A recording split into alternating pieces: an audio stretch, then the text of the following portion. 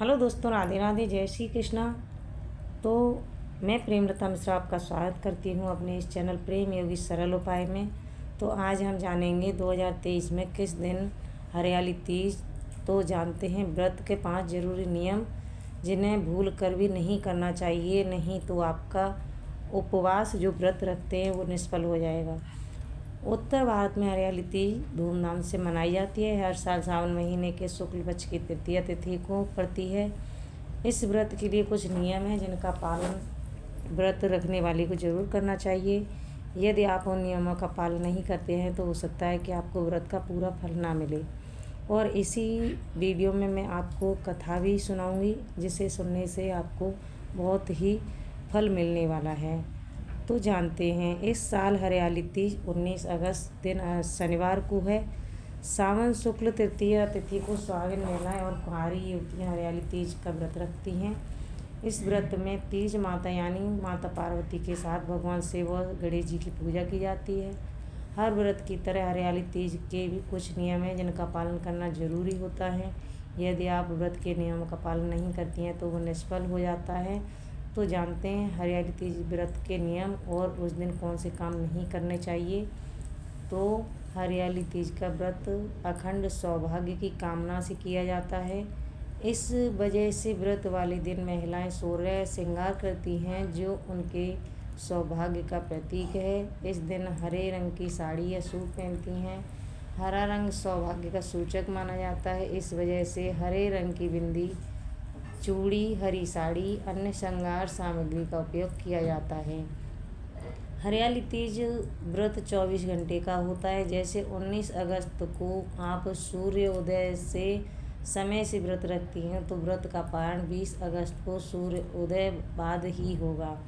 व्रत के दिन माता पार्वती की पूजा करते हैं। माता पार्वती के सामने कोई अखंड सौभाग्यवती नहीं है क्योंकि उनके पति स्वयं महाकाल शिव जी हैं। इस वजह से माता पार्वती की पूजा करते समय सुहागिन की पिटारी यानी श्रृंगार सामग्री, साड़ी और चुनरी अर्पित करते हैं।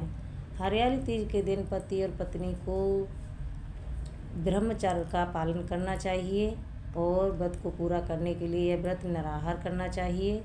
पूजा के लिए माता पार्वती, भगवान शिव और गणेश की मूर्ति या तस्वीर को रखते हैं। चाहे आप तो शुद्ध मिट्टी की इनकी मूर्ति बनाकर पूजा कर सकते हैं। सबसे पहले गणेश जी की, फिर माता पार्वती और भगवान शिव की पूजा होती है।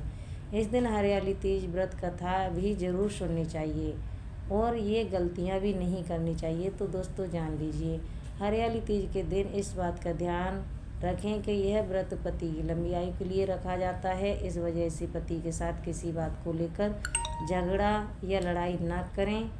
पति को भी इस बात का ध्यान रखना चाहिए कि वह पत्नी को किसी कारणवश ठेस ना पहुंचाए। पूजा के बाद हरियाली तीज का प्रसाद या वायना तथा श्रृंगार सामग्री अपनी सास और ननद को दे देना और ननद या सास को ही दें, इसे ना भूलें देना। सास का आशीर्वाद जरूर लें। और व्रत वाले दिन महिलाएं और उनके पतियों को लहसुन, प्याज, मांस, मदिरा आदि से दूर रहना चाहिए। तामसिक वस्तुओं को घर से दूर रखें तो अच्छा है। व्रत पवित्र तन और मन से करें। व्रत में सोना वर्जित होता है, सोना नहीं चाहिए इस दिन आपके घर पर कोई दान के उद्देश्य से आया है तो उसे खाली हाथ ना लौटाएं। उसे अपनी क्षमता के अनुसार धन, अन्न, वस्त्र आदि का दान दे सकती हैं। तो चलिए हम अब जान लेते हैं कथा। शिवजी ने पार्वती को उनके पूर्व जन्म का स्मरण कराने के लिए तीज की कथा सुनाई थी। शिवजी कहते हैं, हे पार्वती, तुमने हिमालय पर मुझे वर के रूप में पाने के लिए घोर तप किया था। अन्न जल त्यागा, पत्ते खाए, सर्दी गर्मी बरसात में कष्ट सहे। तुम्हारे पिता दुखी थे। नारद जी तुम्हारे घर पधारे और कहा, मैं विष्णु जी के भेजने पर आया हूँ। वे आपकी कन्या से प्रसन्न होकर विवाह करना चाहते हैं। अपनी राय बताएं। पर्वतराज प्रसन्नता से तुम्हारा विवाह विष्णु जी से करने के लिए तैयार हो गए। नारद जी ने विष्णु जी को यह शुभ समाचार सुना दिया। जब तुम्हें पता चला तो बड़ा दुख हुआ। तुम मुझे मन से अपना पति मान चुकी थी। तुमने अपने मन की बात सहेली को बताई। सहेली ने तुम्हें एक ऐसे घने वन में छुपा दिया जहाँ तुम्हारे पिता नहीं पहुँच सकते थे। वहाँ तुम तप करने लगी। तुम्हारे लुप्त होने से पिता चिंतित होकर सोचने लगे कि यदि इस बीच विष्णु जी बारात लेकर आ गए तो क्या होगा। शिव जी ने आगे पार्वती से कहे, तुम्हारे पिता ने तुम्हारी खोज में धरती पाताल एक कर दिया, पर तुम न मिली।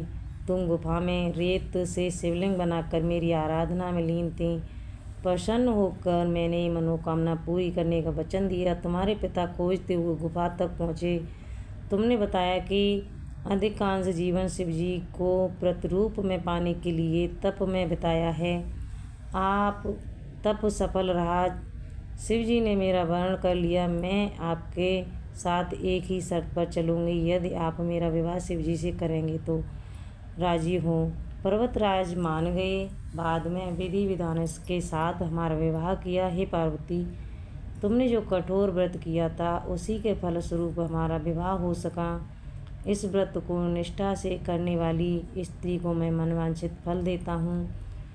उससे तुम जैसा अचल सुहाग का वरदान प्राप्त होता है। मन चाहे वर के लिए हरियाली तीज का व्रत करना चाहिए।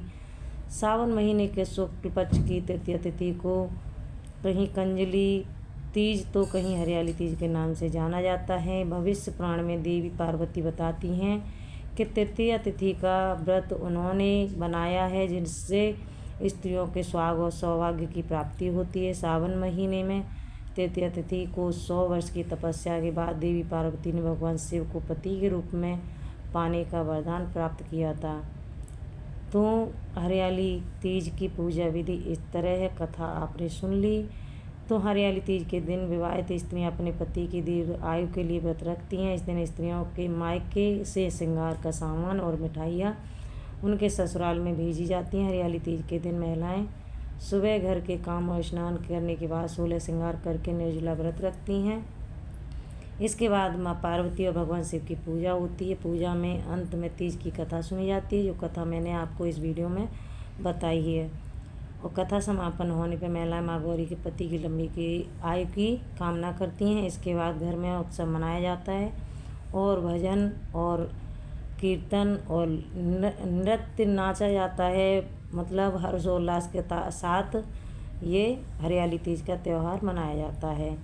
इस दिन हरे वस्त्र, हरी चुनरी, हरियाली, लहरिया, हरा श्रृंगार, मेहंदी, झूला झूलने के रिवाज है। तो दोस्तों, ये वीडियो आपको पसंद आई हो तो वीडियो को लाइक एंड सब्सक्राइब ज़रूर कर देना, ताकि मैं ऐसी ही अच्छी वीडियो आपके लिए रोज़ाना लेकर के